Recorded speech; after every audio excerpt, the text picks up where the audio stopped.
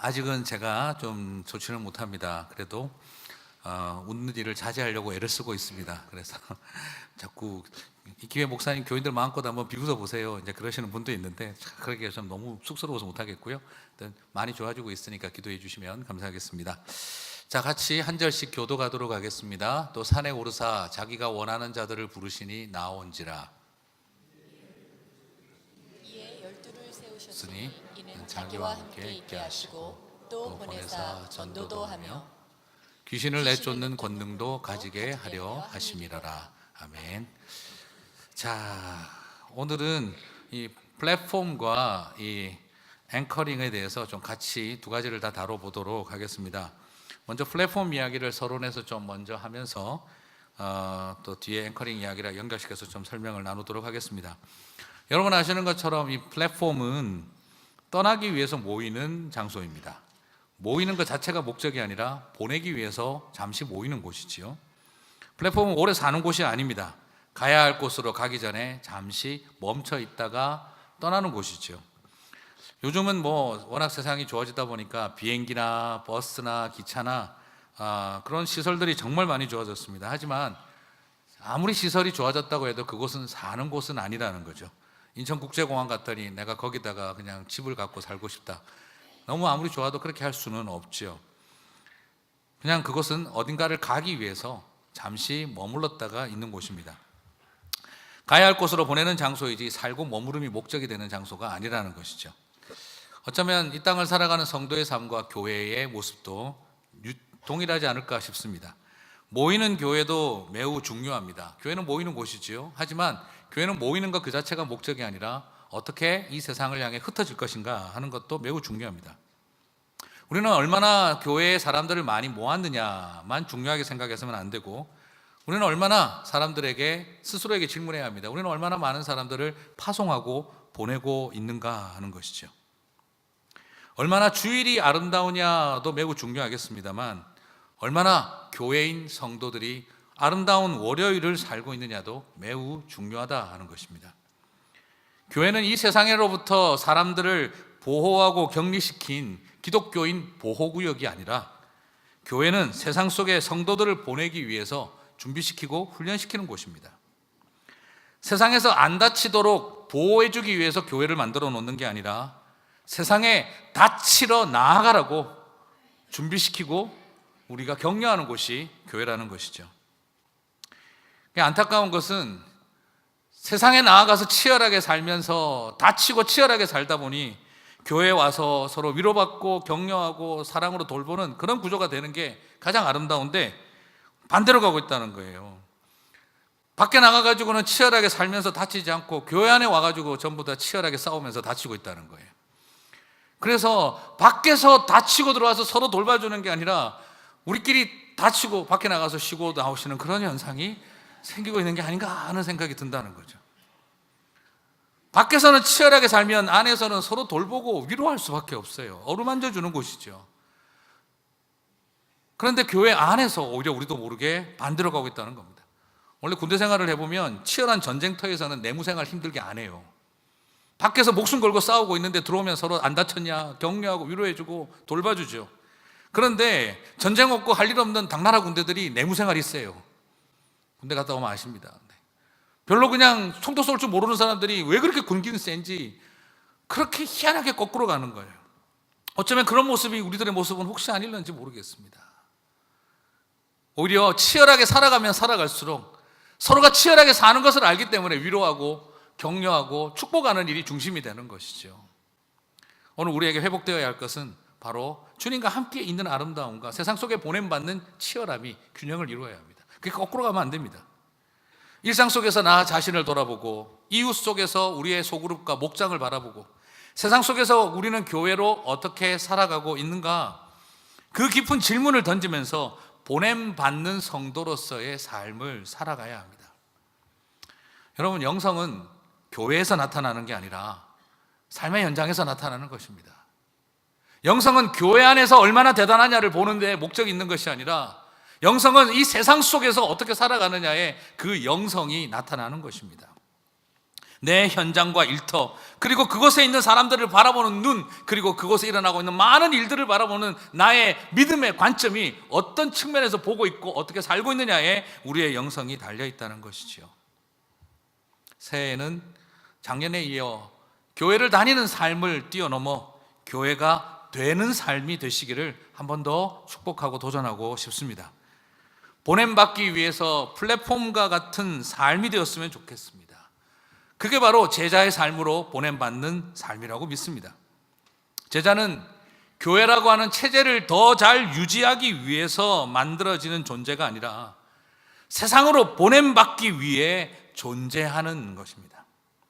새해는 내가 어떻게 세상 속에 보냄받은 제자로 살 것인지 결단하고 소망하는 한 해가 되시기를 주님의 이름으로 축복합니다. 오늘 그래서 우리는 본문을 통해 예수님께서 제자를 왜 세우셨는지, 예수님께서 제자를 세우신 두 가지 이유를 한번 살펴보면서 우리가 걸어가야 할 제자의 삶에 대해서 한번 생각해 보도록 하겠습니다.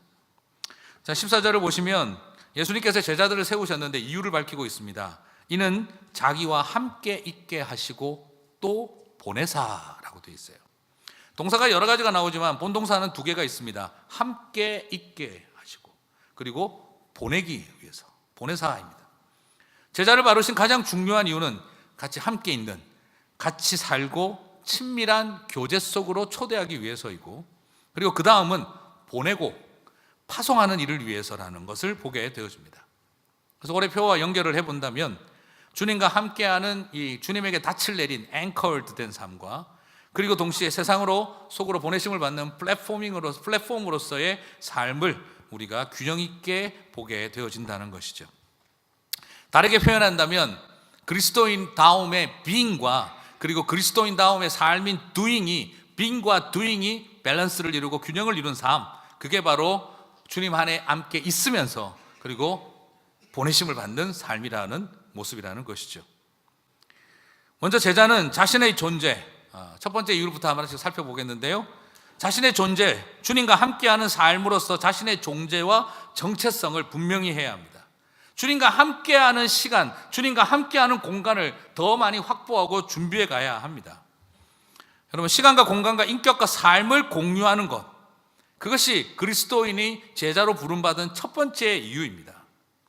제자는 학습의 결과로 인하여 성적받아서 뽑는 사람이 아니라 스승이신 예수 그리스도와 삶을 공유하며 친밀함을 통해 예수님을 닮아가는 사람이 제자라는 것이지요.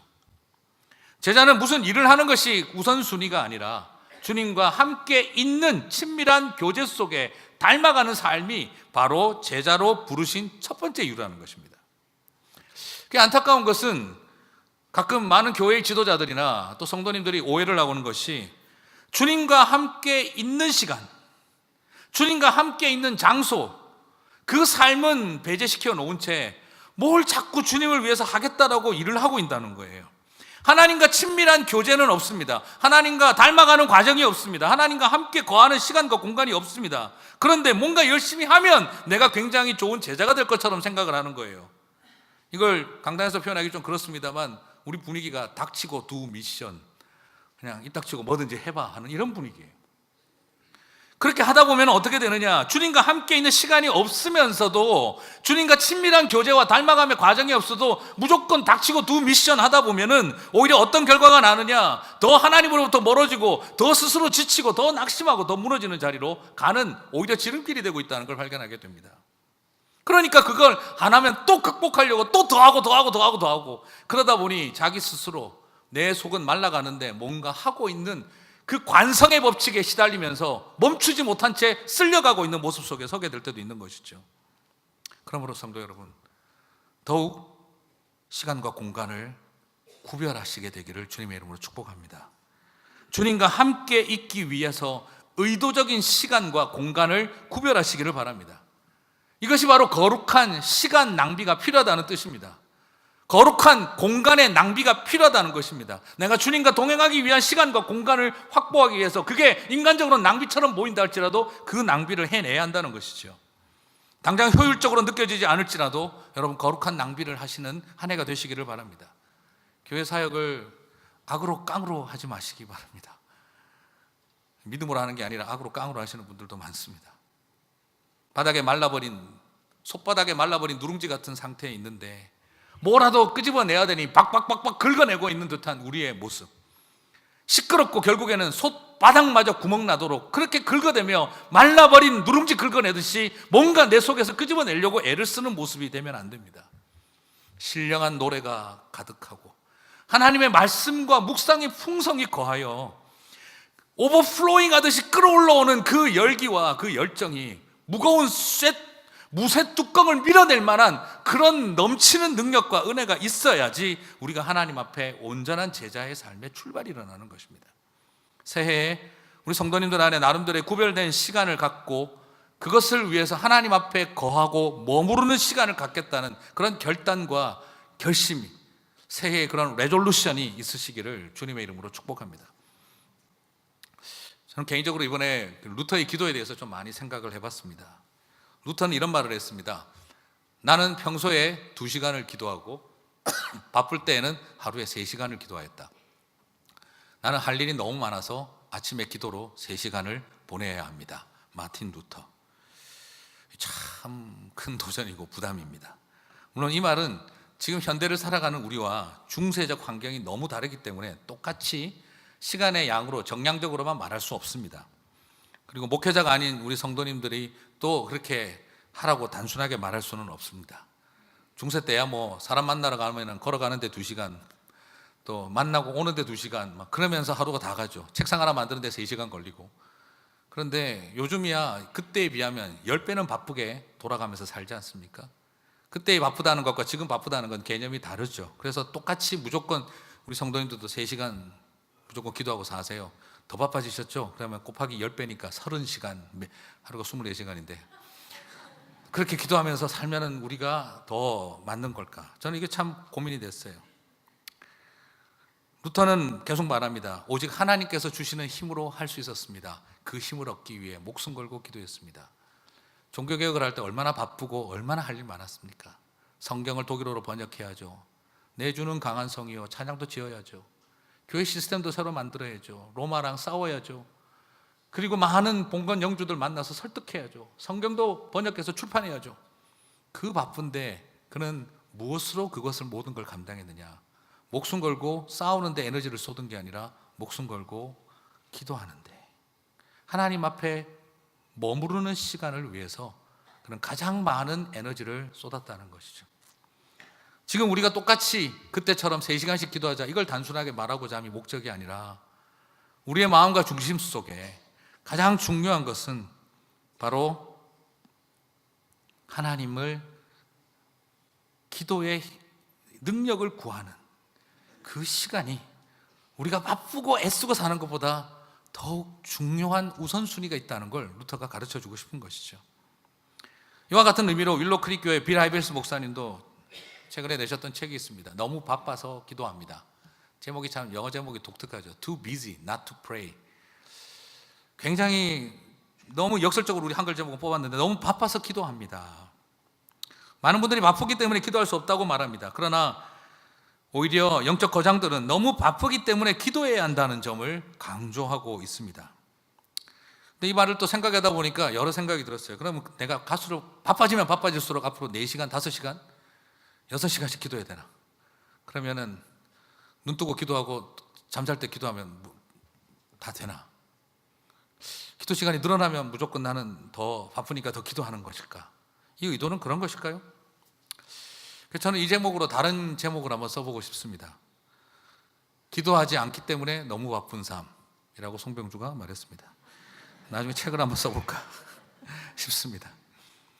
바쁘기 때문에 더 기도하는 것만이 아니라는 거예요. 바빠지는 결과를 해결하기 위해서 기도가 필요한 것이 아니라 그렇게 바빠진 삶의 원인을 해결하기 위해서 기도가 필요하다는 뜻입니다. 무슨 말이냐? 저는 생각할 때 하나님께서 바쁘게 살아가는 내 삶을 도와달라고 기도를 많이 해야 된다, 이렇게 오해하지 말라는 말입니다. 내 삶이 바빠지는 이유가 그것은 기도하지 않기 때문에 내 삶이 바빠지는 것입니다. 하나님 앞에 맡겨야 될 일과 내가 해야 될 일을 구별하지 못한 채 내가 자꾸 하려고 드는 가운데 하나님 도와달라고 기도의 양을 늘리는 것을, 이것이 가르침의 원래의 목적이 아니라는 거예요. 오히려 지금 우리가 이렇게 바빠지고 있는 이유는 기도하지 않기 때문에 더 바빠지고 있다는 것입니다. 하나님과 함께 있지 않기 때문에 바빠지고 있다는 말입니다. 내 바쁜 것을 해결하기 위한 해결사로 하나님을 필요한 것이 아니라 내 힘으로 살려고 애쓰고 있다 보니 바빠진 삶을 재정리하기 위해서 하나님 앞에 기도로 엎드리는 삶이 필요하다는 것이죠. 하나님과 함께 있는 시간을 구별하는 게 중요하다는 것이죠. 내가 나가서 얼마나 뭘 하느냐만큼이나 하나님과 함께 있는 시간을 구별하는 게 필요하다는 것입니다. 여러분, 내가 할 일과 하나님의 일을 구별할 수 있는 한 해가 되시고, 바쁘기 때문에 나의 바쁨에 대한 해결책으로 기도를 답을 찾지 말고 기도하지 않는 원인 때문에 바빠지고 있다는 것을 고민하면서 올 한 해 주님 앞에 머무르는 시간도 구별하는 저와 여러분이 되시기를 바랍니다. 언제 될지 모르겠지만 책으로 한번 써보고 싶습니다. 책으로 나오면 많이 사주십시오. 네. 문제는 그 책 쓴다고 더 바빠질까 봐 걱정입니다. 그럼 제자를 부르신 우리를 첫 번째 이유는 함께 있게 하기 위해서라는 걸 살펴보았습니다. 그럼 두 번째는, 제자를 부르신 두 번째 이유는 우리를 보내시기 위해서라고 봤습니다. 이 보내시는 이유를 또 두 가지로 설명을 하고 있는데요. 보내시는 첫 번째 이유는 그것은 전도를 위한 보내심이었습니다. 제자들을 이유를 보내는 이유를 보내기 위한 건데, 제가 아까 말씀드릴 때 닥치고 두 미션은 곤란하지만, 그러나 doing 없는 being이 과연 존재할 수 있겠냐는 거죠. being과 doing을 분리시킬 수가 있겠습니까? 설교를 하니까 설교자가 되는 거지 가만히 있는데 설교자가 되는 게 아닙니다. 아버지의 역할을 하고 살고 있으니까 아버지가 되시는 거지, 아무런 역할을 하지 않지만 나는 아버지다라고 말할 수 있는 것은 그냥 인정만 받겠죠. 전도하지 않는 전도자가 존재할 수 없고, 삶을 살지 않는 그리스도인이 존재할 수 있겠습니까? 내가 그리스도인인 것을 아무에게도 알리지 마라, 이런 정신으로 살고 죽으시면 안 된다 이 말이에요. 존재성을 알지 못한 채 뭔가 해야만 한다는 강박관념에 시달리며 교회 섬기고 있는 것도 문제지만, 그러나 doing을 배제해놓고 나는 그리스도인이라고 믿고 있는 것도 굉장히 위험한 길입니다. 예수님은 제자들과 함께 있게 하셨지만, 그리고 난 다음 그들을 보내는 것이 또한 제자로 부르신 목적이었습니다. 뭘 하기 위해서 보내셨다고 했습니까? 바로 전도하게 하기 위해서. 그리고 두 번째는 귀신을 쫓아내는 권능을 주기 위해서 보냈다라고 합니다. 여러분, 보냄받는다는 것은 바로 복음을 설교하기 위해서. 이게 사실 전도라는 표현보다는 프리칭이라는 표현이 쓰여져 있어요. 우리를 보내는 이유가 설교하게 하기 위해서요. 복음을 설교하게 하기 위해서. 그리고 두 번째는 귀신을 쫓아내는 권능을 받게 하기 위해서라는 거죠. 여기서 권능이라는 것은 참 한국 번역이 좋은 것 같아요. 권위, authority와 권세와 파워, 능력을 같이 주시는 거예요. 제 두 가지를 한번 살펴보겠는데요. 첫째로, 제자는 복음을 분명히 전하게 하기 위해서 보내셨습니다. 여러분, 저와 우리가 제자라고 하는 정체성을 찾는 것은 우리를 통해 복음이 설교되어져야 합니다. 사랑하는 성도 여러분, 교회를 홍보하고 광고하는 게 목표가 아니라 복음을 전하는 곳이 되어야 합니다. 오늘날 교회는 홍보비와 광고비가 늘어나고 있습니다. 전도는 하지 않습니다. 목사를 자랑하지 말고 예수님을 전도해야 합니다. 전도하지 않으면 제자를 받는 보냄받은 삶이 아니라고 말할 수 있는 것입니다. 내 입술을 통해 복음이 전해지고 설교가 되어지지 않고 있다고 한다면 그것은 내가 제자로 보냄받은 것 존재인지에 대한 심각한 질문을 던져야 하는 것입니다. 제자로 우리를 보내신 가장 중요한 이유 중에 하나인 복음을 전하는 삶을 배제시키지 않는 것, 그게 우리에게 매우 중요합니다. 여러분, 새해에 부탁하고 도전하고 싶습니다. 나아가서 주변 사람들을 복음으로 섬기고 양육하는 일을 저와 여러분 가운데 작은 결단이 있게 되시기를 바랍니다. 여러분, 전도하신 분들은요, 전도의 생명을 낳는 것이 뭔지를 아는 분들은 새가족들을 잘 돌봅니다. 전도를 해보면 한 생명을 품고 양육하고 그분이 자라가는 모습이 얼마나 그게 어렵고 힘든 일인지를 잘 압니다. 왜요? 그 영혼을 전도하다 보면 흘린 눈물이 있고 흘린 땀이 있고, 그리고 가슴 졸이며 영적 전쟁을 하며 기도했던 그 아팠던 과정을 알고 있기 때문에, 기도했던 시간이 있기 때문에, 그리고 그 영혼이 교회 문턱을 넘는 게 얼마나 어려운지를 알고 있기 때문에, 그래서 그냥 처음 온 새가족들을 바라보면, 교회를 처음 믿고 온 사람을 보면 그냥 그 마음에 아버지의 마음으로, 어머니의 마음으로 일어 넘치는 것이죠. 여러분, 그걸 모르면 어떻게 되는 줄 아십니까? 시스템으로 관리해야 합니다. 교회 20년, 30년, 40년 다녔으니까 책임감을 가지고 교인들 돌보라고 헌신을 요구하고 그리고 봉사를 요구하고 시스템을 만들어서 관리해야 됩니다. 시스템이 필요하고 중요한 점도 있습니다. 하지만 저는 우리 교회가 시스템과 헌신과 봉사를 요구해서 돌아가는 교회가 되어서는 안 된다고 생각해 봅니다. 영혼에 대한 안타까운 마음, 잃어버린 영혼에 대한 아버지의 마음을 가졌을 때 그때 한 영혼을 향한 소중한 마음을 알지 않겠습니까? 전도해보지 않았으면, 한 생명을 낳아보지 않았으면 오면 오는가 보고 가면 가는가 보다 싶은 게 우리 마음입니다. 바울의 표현처럼 해산의 수고가 뭔지 모른다면, 생명을 주기까지 양육해보지 않았다면, 영적 자녀로 해산하고 양육한 경험이 없다면 그냥 오면 오는 사람이고 가면 가는 사람입니다. 하지만 해산의 수고와 양육의 수고를 안다면 시스템이 없어도 영적 자녀가 말라가고 실종되어져 가는 일을 그냥 볼 수가 없는 것입니다. 안타깝게도 교회에는 영혼을 사랑하는 일을 잘 모르는, 전도하지 않는 제자들이 갈수록 많아지고 있습니다. 전도는 더 잘하고 덜 잘하는 은사적 측면이 없는 건 아니지만, 그러나 해도 되고 안 해도 되는 일이 아니라 모두가 해야 할 제자로 보냄받은 첫 번째 우선순위라는 것을 잊어서는 안 됩니다. 앵커라고 하는 단어의 뜻 중에는 이 닷이라고 하는 것만 있는 게 아니라 뉴스캐스터라고 하는 뜻이 있습니다. 뉴스캐스터. 우리가 잘 알고 있는 유명한 한국의 손석희 앵커, 바로 그 앵커랑 같은 표현입니다. 바로 뉴스캐스터. 소식을 전하는 자입니다. 이것은 바로 전도하는 삶이라는 것과 연관이 됩니다. 우리는 바로 good newscaster. 우리는 바로 좋은 소식, 기쁜 소식, 아름다운 하나님의 복음의 소식을 전하는 사람들이 되어야 하는, 앵커가 되어야 하는 것입니다. 플랫폼이라는 뜻도 떠나가는, 보내는 장소라는 뜻을 가지고 있지만 또 다른 뜻은 이 연설단, 선포단이라는 이 연단이라는 말을 뜻을 가지고 있습니다. 그래서 앵커링은 어딘가에 닻을 내리는 삶, 플랫폼은 떠나보내는 삶, 약간 차이점이 있는 것 같은데, 그런 두 가지는 합쳤을 때 굉장히 좋은 융복합적인 개념을 가지고 있습니다. 플랫폼으로 연단을 만들고 그 앞에서 우리는 good newscaster가 되는 것이죠. 그게 바로 플랫포밍하는 삶이며 앵커링하는 삶으로서의 우리의 한 모습이라는 것입니다. 사랑하는 성도 여러분, 저와 여러분 가운데 바로 플랫폼에 서서 그곳에서 하나님의 좋은 소식을 전하는 하나님의 성도들의 삶이, 보냄받은 제자로서의 삶이 저와 여러분 가운데 일어나게 되시기를 주님의 이름으로 축복합니다. 사랑하는 청지기 교회, 우리 교회 담임 목사로 제가 오면서 가장 많이 고민하고 기도했던 것 중에 한 가지는 하나님, 세례 많이 주는 교회가 되게 해 주십시오. 이것은 단순히 양적으로 성장하는 교회가 되게 해달라는 말이 아닙니다. 저는 우리 교회에 이사를 오고 또 너무너무 많은 상처를 받고 또 너무 말 못한 사연들을 안고 우리 교회로 오시는 우리 많은 성도님들을, 새 출발을 위한 새로운 성도님들을 환영하고 기뻐하고 감사하고 동력하는 일이 너무 소중합니다. 이 또한 우리 교회가 해야 할 아주 중요한 사명이라고 생각합니다.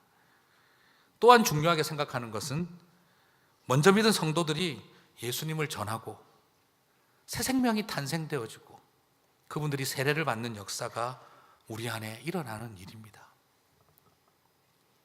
지난 1년 반 동안 80명이 늘었다, 100명이 늘었다, 그런 게 중요한 것만이 아니라 80명, 100명 느는 동안 몇 명에게 세례를 주었느냐, 우리는 그 솔직한 질문 앞에 서야 합니다. 지난 8년 동안 우리 교회가 2배로 성장을 했는데 양적인 성장이 중요한 게 아니라 그 기간 동안 우리는 몇 명에게 세례를 주었느냐, 우리는 그 고민 앞에, 하나님의 그 질문 앞에 우리는 뭐라고 대답할지를 고민해야 합니다. 사랑하는 성도 여러분, 세례 많이 주는 교회가 되었으면 좋겠습니다. 새 생명이 잉태되고 탄생되어지고 자라가는 모습을 바라보는, 교회에서 몇십 년 신앙생활 해온 우리 교회에서 잔뼈가 굵은 분들이 많아지는 것이 아니라 생명을 품고 잉태하고 양육하다 보니 영혼 돌보는 일에 잔뼈가 굵은 사람들이 많아져야 합니다. 교회 돌아가는 일에 잔뼈가 굵은 분들이 많아지는 것이 아니라 교회 규정과 교회 시스템을 더 알아가는 일에 잔뼈가 굵은 분들이 많아지는 것이 아니라 영혼을 돌보며 흘린 눈물과 아픔과 고통 속에서 가슴에 찢어진 상처 속에서 영혼을 품어내는 그 잔뼈가 굵은 분들이 교회 안에 많아져야 합니다. 복음이 전해지고 그 복음에 따라 새 생명이 탄생하는 그 일에 감격을 누리는 성도들이 늘어나야 합니다. 그 일이 더욱 풍성해지시게 되기를 주님의 이름으로 축복합니다. 제자를 부르신 두 번째 이유, 보내심이라고 말씀드렸습니다. 그 보내심의 두 번째 이유는 또 있습니다. 귀신을 쫓는 권능을 주기 위해서라고 했습니다. 귀신을 쫓아내는 권능을 주기 위해서. 자, 여러분, 귀신을 쫓아내는 일을 어떻게 이해하면 될까요? 이것을 더 많이 이해하고 싶으시면 이번 여름에 하는 우술초 목고지에 꼭 오셔서 마지막 강의 중에 하나의 영적 전쟁 강의를 들으시기를 바랍니다. 설교 중에 깨알같이 교회사에 광고하는 능력이 있습니다. 자, 오시면 다 설명해 드립니다. 자, 그럼 오늘 여기서 간단하게 부분적으로만 좀 이야기를 하겠습니다. 다른 이야기를 좀 하겠습니다. 오늘 제가 여러분 여기서 중요하게 포인트 아웃하고 싶은 것은요, 여러분 생각 한번 해보시겠어요? 참 역설적이게도 가장 영적인 백성인 이스라엘 사람들 안에 왜 그렇게 귀신 들림의 이야기가 많을까요? 궁금하지 않으세요? 저는 제가 교회 다니면서 처음에 복음서를 읽으니까 너무 이해가 안 가요. 아니, 하나님 한 분만 목숨 걸고 믿는 사람들, 성전도 예루살렘에 하나 세워놓고 중앙성소를 믿는 사람들, 성경도 딱 하나만 가지고 믿는 사람들, 철저한 하나님만 사랑한다는 선택받은 백성들이 왜 이리 잡신들이 많아서 귀신 쫓아내는 이렇게 많이 했을까? 이게 무슨 바벨론하고 아수르하고 로마랑 뭐가 다르냐 이게 도대체. 귀신이 많은 나라들일수록 공통점이 뭡니까? 그냥 샤머니즘이 넘치고 다신론이 넘치는 그런 세상. 이방 나라에나 그래야지. 아니, 한 분 하나님만 목숨 걸고 섬기겠다는 이스라엘 나라에 웬 귀신들이 이래 많아서 예수님이 그렇게 귀신 많이 쫓아냈을까? 저는 그거 볼 때마다 이해가 잘 안 갔어요. 지금 분위기가 목사님은 별걸 다 궁금해 하신다 생각을 하는 것 같아요. 저는 너무 이게 왜 귀신이 이렇게 많지? 아니, 온 나라에 바리새인, 사두개인, 서기관, SNF파, 열심당, 거기다가 쿰난 공동체, 신앙의 공동체는 다 있던 이스라엘에 안식일에 뭐 하나만 잘못해도 돌에 맞아 죽을 수 있는 그런 나라에 웬 귀신의 이야기가 이렇게 많을까? 여러분, 오늘 이걸 아는 게 굉장히 중요한 겁니다. 지금 눈앞에 보이는 귀신 몇을 얼마나 더 쫓아내느냐가 중요한 게 아니라 이 귀신을 쫓아내라고 하신 예수님의 의도 속에는 근본적인 문제를 보라는 거예요. 도대체 왜 그랬을까요? 유일신앙 사상을 가지고 이스라엘에 웬 잡신들이 이렇게 많았을까요? 여기서 귀신으로 번역되어 있는 헬라어 단어는 구약에서 이 히브리어로는 주로 어디에 많이 쓰인 거냐 그러면 이방 신들을 지칭하는 표현이에요. 여러분 한번 구약을 보시면 귀신 문제 가지고 시끄러웠던 적 별로 없습니다. 구약은 귀신과의 싸움이 아니라 주로 뭐와의 갈등이었죠? 바알과 아세라와 다곤과 그리고 맘몬과 가나안의 이방 신들과의 갈등이었어요. 자, 여기에서 쓰여진 그 당시 구약 시대는 소위 말해서 귀신 들린 그런 어떤 점치는 이런 이야기가 중심이 아주 됐던 게 아니라 박수와 무당도 있긴 있었지만 그거보다도 더 이슈가 됐던 것은 이방의 신들을 말하는 좀 어느 정도 고등화되어진 종교들의 신들과의 갈등의 문제가 더 많았습니다. 그럼 이게 뭐가 문제냐? 구약 시대 때는요, 종교적인 이슈로 다뤄지던 일이 신약 시대에 와서는 귀신 이슈로 거의 바뀌어 있습니다. 이유는 구약 시대 때부터 유대인들이 하나님과 우상을 겸하여 섬기기 시작을 한 거예요. 왜 그랬느냐? 유대인들이 자기들이 생각할 때 여호와 하나님은 God of Mountain, 산지의 하나님이라고 본 거예요. 왜요? 맨날 만난 게 시내산, 이 산에서 주로 만난 에발산, 그리심산, 계속 산에서 만났으니까 우리 하나님을 산신령 비슷하게 본 거예요. 그래서 The God of Mountain이라고 생각을 했어요. 그리고 전공이 메이저가 목축이라고 생각했어요. 하나님은 목축 쪽에 좀 이렇게 커스터마이즈도 되고 포커싱 되어 있는 분이고 주로 노시는 데가 산이라고 생각했어요. 그런데 자기들이 지금 가나안 땅에 들어오니까 어디입니까? 이건 평야예요. 그리고 거기는 뭐예요? 농업을 해야 돼요. 그래서 가서 보니까 바알과 아세라 농업의 신들이 있고 물신들이 있고 물고기 신이 있고 맘몬 신이 있고 다곤이 있고 몰카 종류의 신들이 있는 거예요. 그러니까 이 사람들이 생각이 헷갈리는 겁니다. 가만히 있어봐. 우리 하나님은 산지의 하나님이고 우리 하나님은 목축업의 하나님인데 가나안 땅에서 살려고 하면 가만히 있어봐. 이거 지금 농업의 신들과 평야의 신들하고 잘 지내야 되는 거 아니야? 그래서 이 사람들이 여기에서 타협을 하기 시작을 하는 거죠. 우리는 영적으로는 여호와 하나님을 우리의 구원자를 섬긴다. 그러나 우리의 삶의 현장, 비즈니스의 현장 가면은 세상의 신들하고 잘 지내야 된다. 그래서 그들은 매우 이렇게 생각한 거죠. 우리가 굉장히 영적인 생활은 하나님과 하고 육적인 생활은 이 세상의 바알과 아세라 신들하고 잘 지내야 되는 거다. 어쩔 수 없는 거다 이건. 이게 지혜로운 거다. 이게 영육 간에 잘 되는 길이다. 이게 지혜로운 방법이다. 그래서 혼합을 시켜버린 것이죠.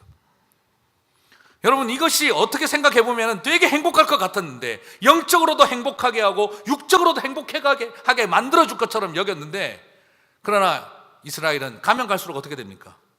부패하고 타락하고 선지자들이 외칠 수밖에 없는 나라로 변질되어져 간 거죠. 하나님과 우상을, 내 욕망과 그리고 하나님을 같이 믹스시켜서 똑같은 수준으로 놔두고 섬기는 것이 지혜로운 것처럼 생각했는데, 그게 이스라엘이라는 나라를 망쳐먹는 길로 걸어가는 길이었다라는 거죠. 그게 쌓이고 쌓여서 신약시대에는 온 동네방네 그게 다 잡신들로 남아버린 것입니다. 바벨론 땅에 끌려가서 포로 생활하고 험한 꼴 다 당하고 힘들게 성전 다시 지으면서 뭔가 회복은 하려고 했는데, 이제 그때처럼 이방신들과 겸하여 섬기지는 않지만, 이방신들이 다 뭡니까? 나무에도 신이 있고 그냥 달걀 귀신에 총각 더벅머리 총각 귀신에 처녀 귀신에 다 온 세상에 귀신 이야기로 가득 차버린 겁니다. 여러분, 결국은 뭐냐? 그렇게 하나님과 우상을 겸하여 섬긴 결과가 하나님만 섬기는 이스라엘 안에 귀신 이야기로 가득 차게 만들어 버린 것입니다. 그러면 궁극적인 문제는 바로 뭐냐? 하나님과 우상을 욕망을 겸하여 섬기던 우리의 세계관이 다시 뒤집어져야 되는 것입니다. 귀신을 쫓아낸다는 것은 실제로 귀신에게 사로잡힌 사람으로부터 귀신을 쫓아낸다는 의미도 있습니다. 하지만 개인적으로 귀신을 쫓아내는 것은 궁극적 해결책이 아닙니다. 귀신을 쫓아내는 것이 궁극적 치유라고 말씀하시는 분들이 있습니다. 하지만 저는 생각이 다릅니다. 오히려 귀신을 쫓아내는 것은 증상 치료이지 원인 치료가 아닙니다. 여러분, 근본적인 치료는 하나님과 우상을 같이 섬기고 있는 상태에서는 우리 안에는 끊임없는 어둠의 영들이 역사할 수밖에 없다 이 말이에요. 지금 눈앞에 보이는 달걀 귀신, 처녀 귀신, 총각 귀신을 쫓아내는 게 지금 중요한 게 아니라 근본적으로 우리의 머릿속에 하나님과 우상과 욕망과 하나님을 같이 섬기고 있다고 한다면, 그것이 어떻게 눈앞에 보이는 총각 귀신 하나 쫓아냈다고 궁극적 해결책이 되겠냐 이 말입니다. 우슬초 목고지에서도 드리는 이야기지만, 마음속에 상처와 굶주림과 분노와 원망과 열등감이 가득 차 있는데 귀신 쫓아낸다고 또 안 들어오냐 이 말이에요. 원인 치료가 아니다 이 말입니다. 그래서 하나 쫓아내면 둘이 들어오고, 둘 쫓아내면 넷이 들어오고, 넷 쫓아내면 열이 들어오고, 열 쫓아내면 군대가 들어와 있는 거예요. 왜요? 내 안에 귀신이 좋아하는 먹잇감과 문이 잔뜩 열려 있는데, 굶주림, 열등감, 분노, 상처, 욕망으로 가득 차 있는데 어둠의 영들이 틈탈 수 있는 숙주가 가득한데 왜 안 들어오겠습니까? 지금 눈앞에 보이는 귀신 하나, 더벅머리 총각 귀신 하나 쫓아내는 게 중요한 게 아니다 이 말이에요. 궁극적으로 내 안의 상처를 해결해야 하는 것이고, 궁극적으로 하나님과 세상의 욕망과 신을 똑같이 여기고 있는 우리의 이 세계관이 바뀌지 않으면 아무리 총각 귀신 쫓아봐야 군대 귀신 들어오는 길이 열릴 뿐이라는 거예요. 여러분, 실제로 보세요. 예수님도 오늘 병을 고치고 나서 귀신을 쫓아내고 나니까 그 땅에 빛이 임하고 사람들이 다 하나님 앞으로 나왔습니까? 오늘 본문도 21절, 22절 뒤에 보면 병 고치고 귀신 쫓아내는 역사들 다음에 예수님의 가족들이 21절에 뛰어와가지고 네가 미쳤다 함이라. 22절에는 예루살렘에서 내려온 서기관들이 말합니다. 바알세불의 지편도라. 무슨 말입니까? 귀신의 마왕, 대마왕이 돼가지고 귀신을 쫓아내고 있다. 또 귀신 이야기로 가버립니다.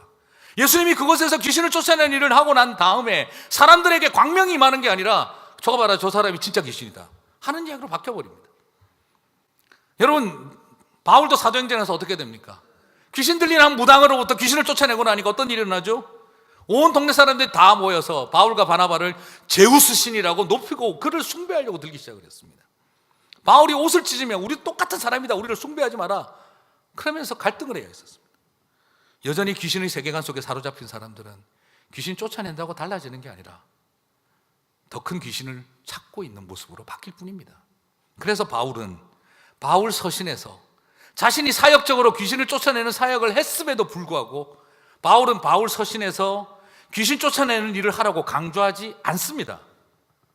오직 십자가 복음, 예수 그리스도가 너희 마음의 중심으로 가득 차는 것, 우리의 영혼과 우리의 심령의 세계관이 완전히 피 묻은 복음, 십자가 하나님 나라의 세계관으로 가득 차는 것을 끊임없이 가르치고 있는 것이 바울 서신의 목적인 것입니다.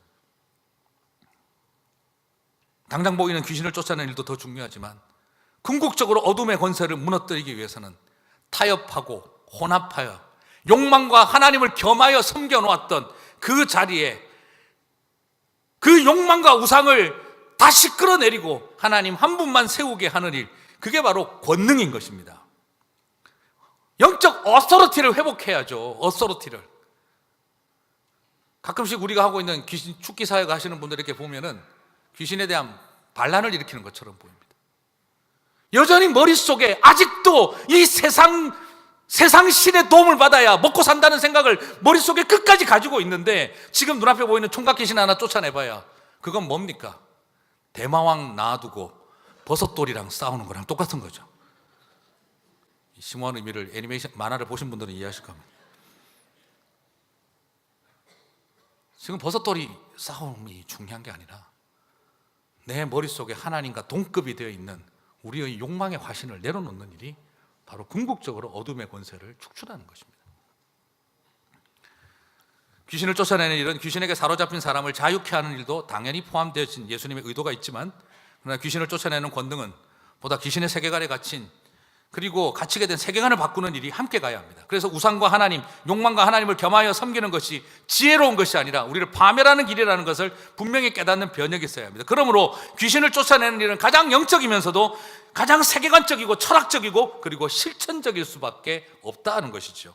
제자로 우리를 보내신 것은 이렇게 귀신을 쫓아내는 삶, 그냥 막연하게 우리는 가면 무조건 귀신, 그냥 그런 축기 사역을 하는 것이 아니라, 만이 아니라 세속적인 욕망과 복음을 혼합시키지 아니하고 철저하게 십자가 복음 중심으로 하나님 나라 운동을 하게 하는 것, 그게 바로 우리를 보내신 권능을 주시는 이유라는 것입니다.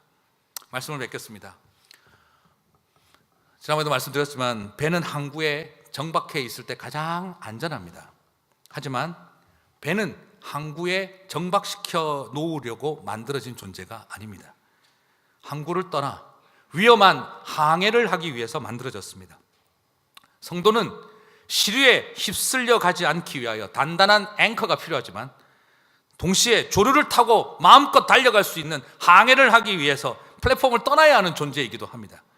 그러므로 성도는 시류에 휩쓸리지 않으면서도 조류를 잘 타야 하는 사람들이라는 것을 기억하시게 되기를 바랍니다.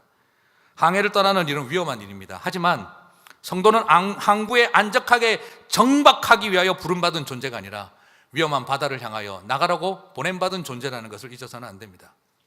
갓 들어온 사람을 죽어라 훈련시키는 곳은 캠프, 병영입니다. 갓 들어온 사람을 죽어라고 떠받들어주는 곳은 백화점입니다.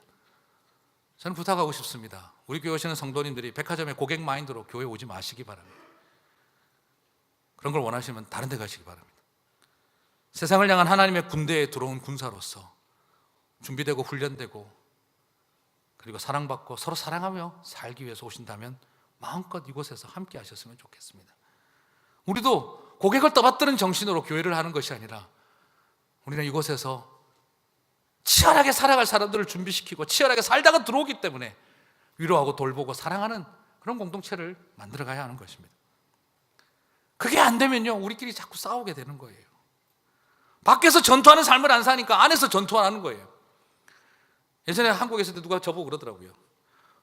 난 너무 교회에서 상처받고 열받아가지고 밖에 나가서 세상 친구 만나서 포장마차에서 소주 한잔하면서 다 풀었다. 되게 마음이 그랬어요. 왜 성찬식 때 마시는 포도주는 아무런 능력이 없는 걸까? 무슨 소주보다 못한 보일의 능력을 어디다 쓰는 것일까? 제가 너무 답답했습니다.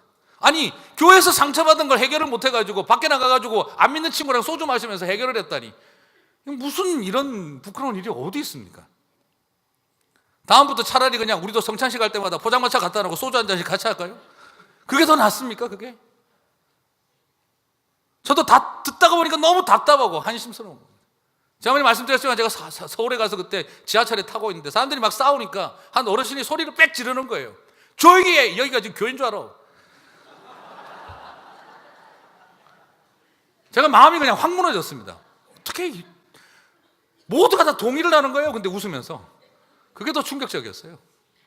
맞아, 여기 교회인 줄 알아. 제가, 사랑하는 성도 여러분, 주님과 제대로 있어서 닮아가고 주님 보내시는 곳으로 보냄받아서 치열하지만 아름다운 삶이 넘쳤으면 좋겠습니다. 교회 오면 우리 주님과 같이 함께 서로 있고 괴로운 세상에 나아가서 피 묻은 복음과 십자가 붙들고 전하는 삶, 이 세상 권세를 잡은 어둠의 권세들과 치열하게 싸우고 그 속에서 지치고 상할 때마다 서로가 주님 앞에 함께 모여서 서로 위로하고 격려하고, 그래서 온전히 앵컬드 되었으면서도 온전히 플랫포밍 되어진 삶, 그 아름다운 삶을 살아가는 것이, 그게 바로 제자로 우리를 부르신 이유라는 것입니다. 찬양이 생각이 납니다. 밤 깊도록 동산 안에 주와 함께 있으려 하나, 괴로운 세상에 할 일 많아서 날 가라 명하신다. 주가 나와 동행을 하면서 나를 친구 삼으셨네. 우리 서로 받은 그 기쁨은 알 사람이 없도다. 괴로운 세상에 할 일 많아서 날 가라고 하시는 거예요. 밤 깊도록 동산 안에 주님하고 함께 있는 게 더 좋을 것 같은데, 이 괴로운 세상에 할 일 많아서 날 가라고 하시는 거예요.